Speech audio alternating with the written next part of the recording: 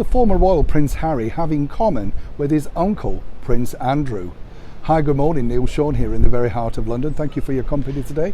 Nice to see you one and all. I hope we're all keeping well, fine and dandy. Yes, I'm glad you're enjoying some of these sort of more offbeat videos that we're putting up to. Nice to have your comments on those. Can't always keep doing everything. We need happy news from time to time, don't we? Yes, Neil. Yes, you answer. Yes, of course we do. We need fun news.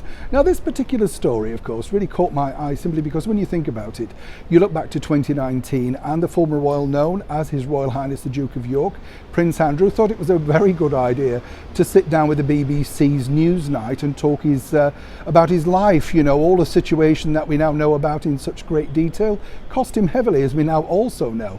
But it's interesting to note that he's not the only royal that thinks he could take on such a big interview, and let me explain the reasons why. We've seen royals interviewed over the years and it never really comes out well. Even when you think about the Martin Bashir debacle, which has now been proven an absolute shambles. And then of course we had Prince Charles sitting down with the broadcaster Jonathan Dimbleby. Nobody comes out of these situations incredibly well. But according to a very good source, Prince Harry and as ever we have to say allegedly, thinks it may be a good idea to sit down and answer back to some of the more burning questions that have been floating around the media for some time.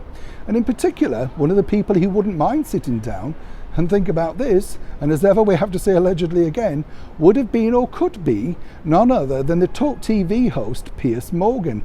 And let me explain the reasons why.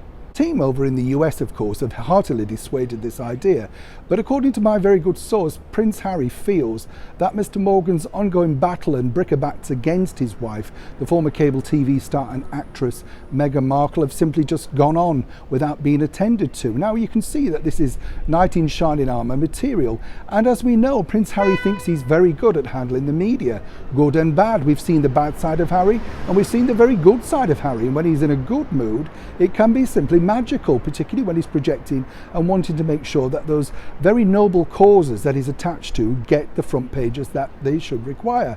But sitting down for a big celebrity interview, and that's what Prince Harry is now, is very, very dangerous indeed, as his uncle Prince Andrew would testify to.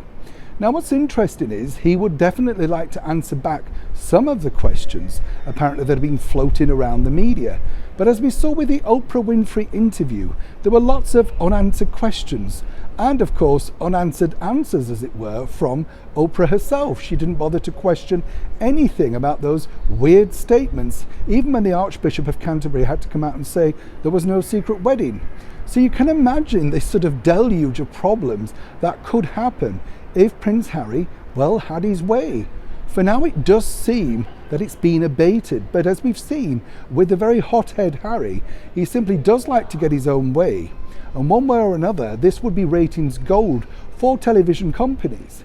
But right now, of course, is it simply the right time? And more importantly, as I often say here on the show, is Prince Harry truly media trained enough to take on the likes of someone like Mr. Morgan? Or indeed myself. Welcome the opportunity to sit down with the former royal known as Prince Harry and present some of the questions from viewers here in the United Kingdom and around the world, the Commonwealth, about exactly some of his actions over the last 2.5 years.